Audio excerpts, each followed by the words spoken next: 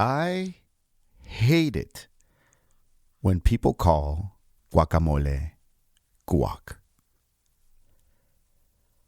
I find it very inconsiderate. Not as much as when people call it avocado salsa. I think that's stupid. But it's just as bad. Hey, yo, Isidro. Holler at the people. 10,000 tacos. Yo, hey, yo, they never call me Flaco.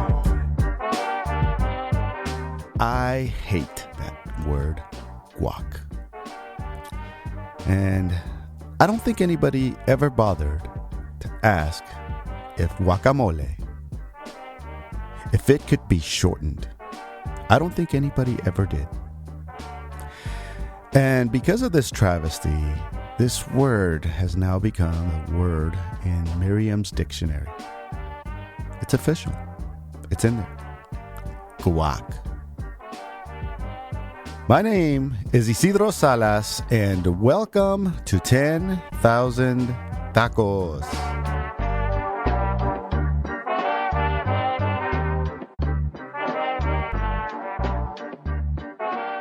Today's episode is the word guac. The word disgusts me. This word to me symbolizes authority and superiority, and not in good ways. The use of this word is arrogant, in my opinion. It gives me a feeling of sheer disapproval. Now, I may be alone, but I consider it very offensive. Yeah, I may be in a lonely island with these thoughts. But why? Why do I find it offensive?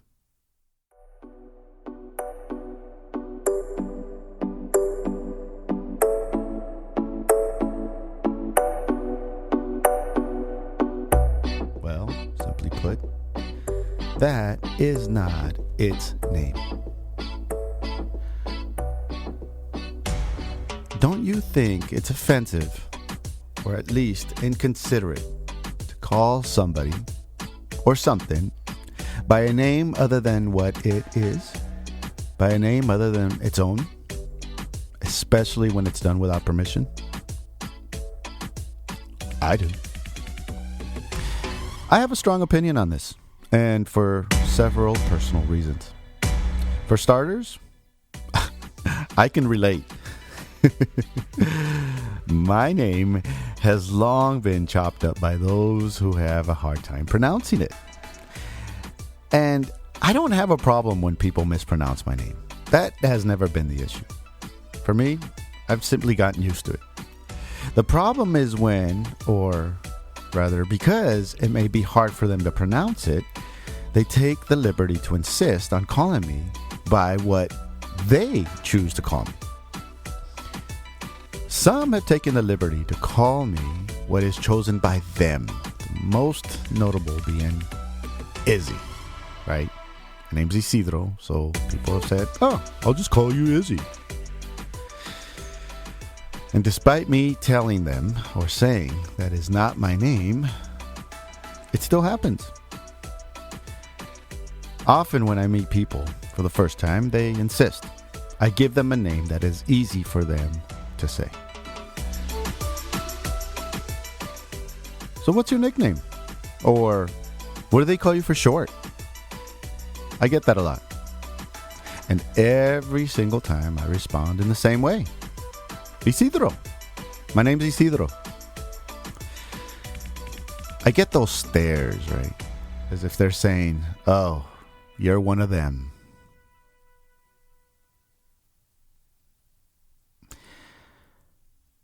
There was a time I used to just go with it. I would go with whatever anybody would call me. Oh man. I would get a bunch of them. Different sayings. I would get Isidro to Sigio to cilantro. People would call me cilantro. To even Chile or even China. One person even called me China. and I used to go along with it. And the reason was simple.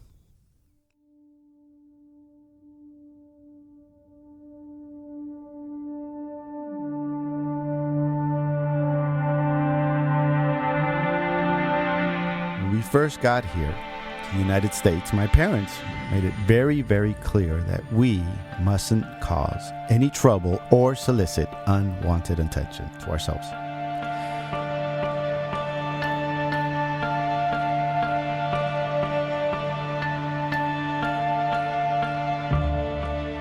Because if we did, then there was a possibility we would get caught by the police and get sent back to Mexico. So initially, it was out of fear. Fear of deportation.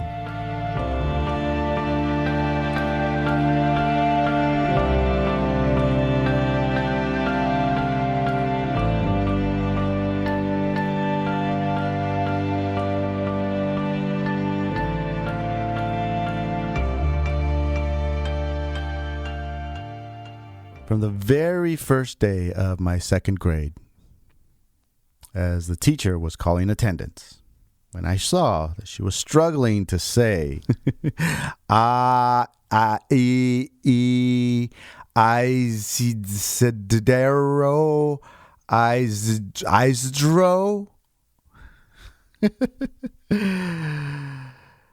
so we were told just to say, when they say your name, when your name is called out, just raise your hand up high and say present.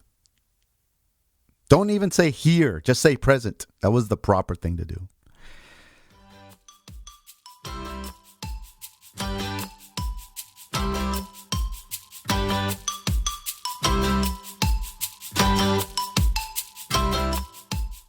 Third grade, Mrs. Jagarian, same thing.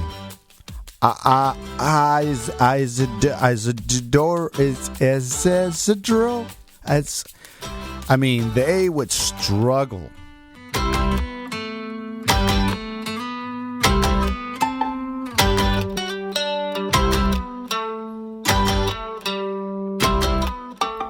Fourth grade, Mr. Rico, not a problem. As well as my fifth grade teacher, Mrs. Duarte. They would say it the way it should be, Isidro.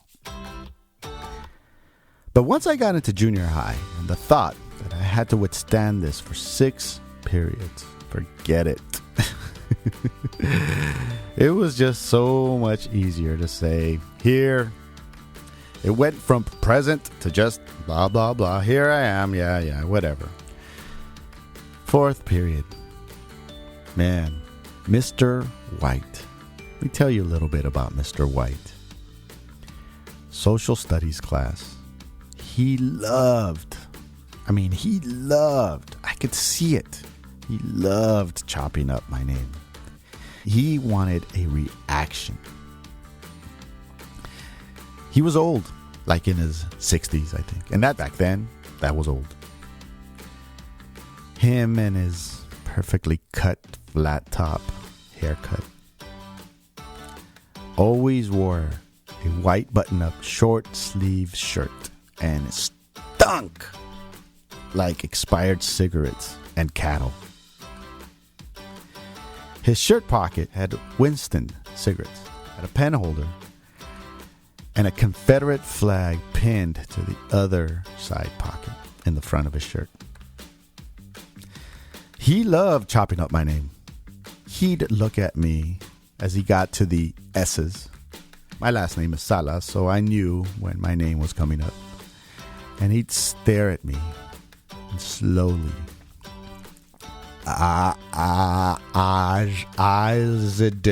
Daryl would be one day. On different days, it'd be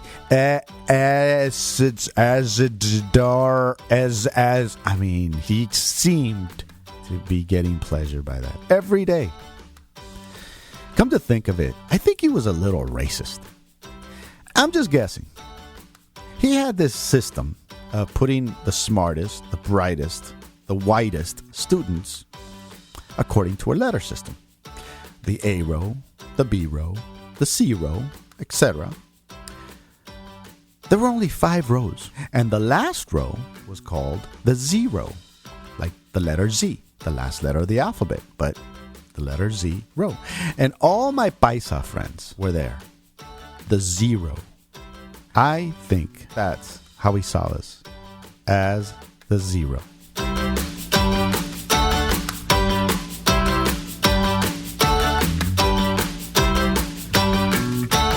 So you could imagine junior high was an acting out period for me. And all because on one side, kids making fun of my name, well, sort of. They'd make fun of the way the teachers would pronounce it. That was kind of funny. So they would, in essence, make fun of me. And on the other side, the kids, including my brothers, that would often say, F that. They'd be upset with me that I didn't do anything about it. They would often ask, why do you let them say that? Why don't you say something? Why don't you do something about it? And because I was afraid to revolt, I'd deflect the issue by being silly and playing jokes and almost all the time acting out and getting myself in trouble by being the funny kid, the jokester. And in 7th grade, I made the principal's list. The other list, not the popular one. It's the other, when the principal puts, you know what I mean. By 8th grade, the assistant principal, Mr. Cerisa, told me I was not going to amount to anything. I was not going to make it. How do you tell a kid he's not going to make it at that age? So, when we were rehearsing for our 8th grade graduation, his face was fuming because he was wrong. I had done enough to graduate.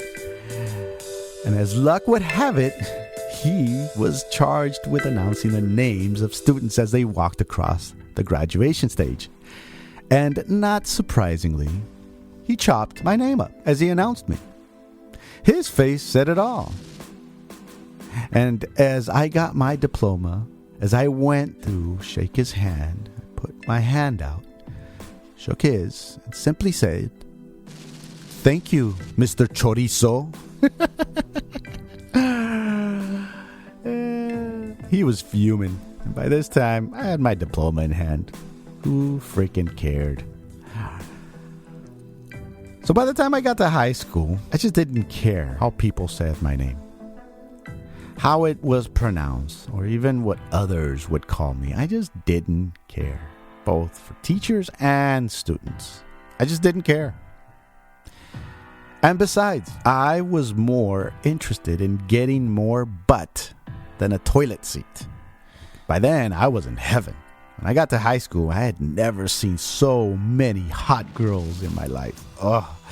To me, it didn't matter what they called me, as long as they called me. You know what I mean?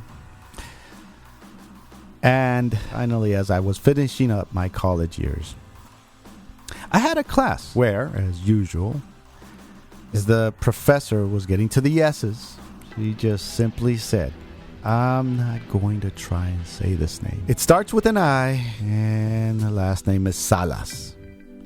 And right before I had a chance to utter my name, she says, "Is there another name I can call you? I just won't be able to say it, and it hurts me to disrespect you like that." I was a bit confused. I remember thinking she was the first person to consider how my name came out. She was the first person to ask me. So I said, "Yes, just call me Rick." She smiled at me, said, "Rick, I can definitely do that. Thank you, Rick." So as you can imagine, when I'd see her on campus and I was with my friends, their reactions when she'd pass by and greet me with a, "Hey, Rick," my friends would be stumped. Why is she calling you Rick? And why are you answering to Rick? Confusion reigned. It was so cool to explain that she had permission. She had permission to call me Rick. And besides, I'd say, if your name is Isidro and someone calls you Rick, well, that's kind of funny. Or at least it was to me.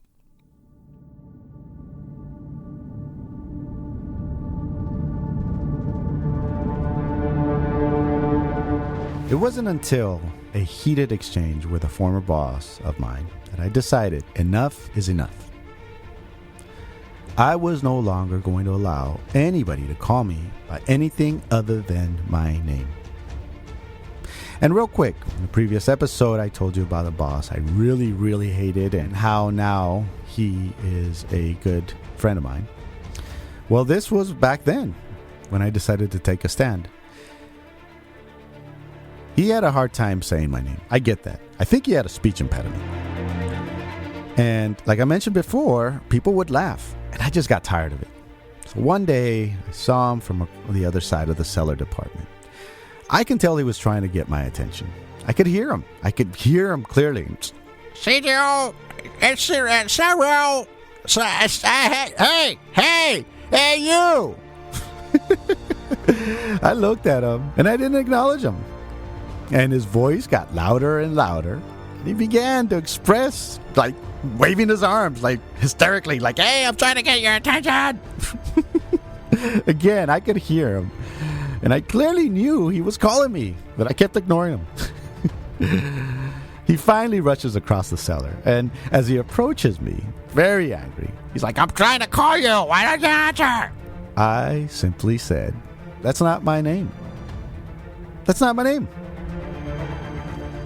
Well, I'll save you the details. It was a very heated exchange, but I decided that from that day forward, I was no longer going to allow people to call me whatever they wanted to call me. That if they wanted my attention, they needed to call me by my name. Now, why do I hate guac? I have a photo of my dad and my younger brother. My brother is about 4 years old, and my dad is wearing a brown pleathered apron. He always used to wear this apron when he was working on anything to do with prepping the truck or anything to get the truck going on that day. He had this for many, many years. This photo is in 1983. They're preparing the ingredients for what they're going to do. And they're going to make guacamole. That's what this photo is. You could see the chopped garlic, the onions, the jalapeno, the tomato, the cilantro, the lime. You could see it all on the table. And of course, the avocados.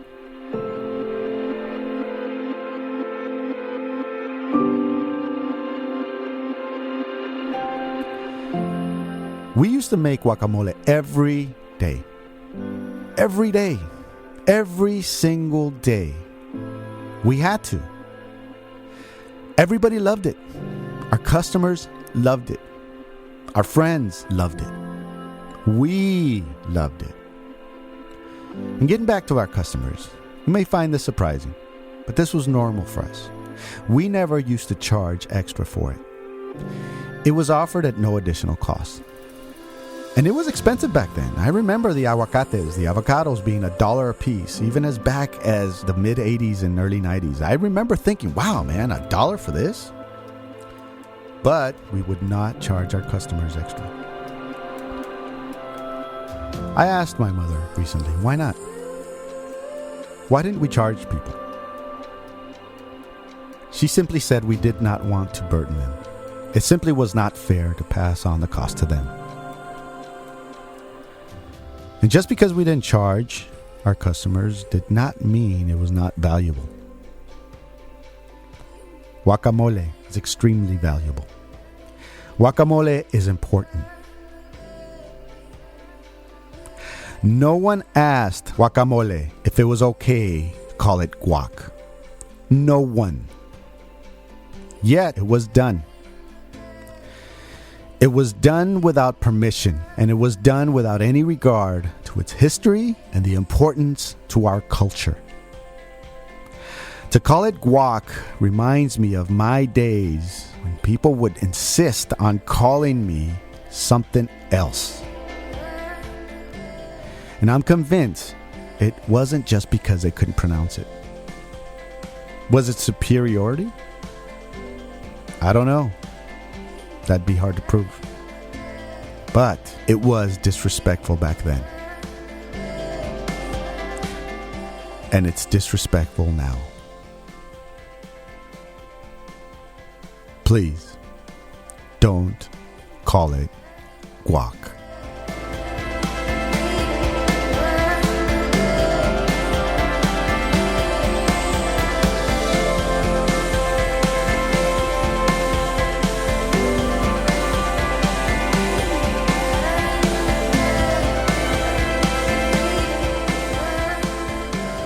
And that is all for this episode. Thank you for giving us some of your time. If you like this episode, please pass it along to a friend. Let them know that they can find us on Apple Podcasts or many of the other popular podcast apps out there. We hope to have you along for our next episode. So please join us. Until then, on behalf of Guacamole, I'm Isidro Salas, and this is 10,000 Tacos.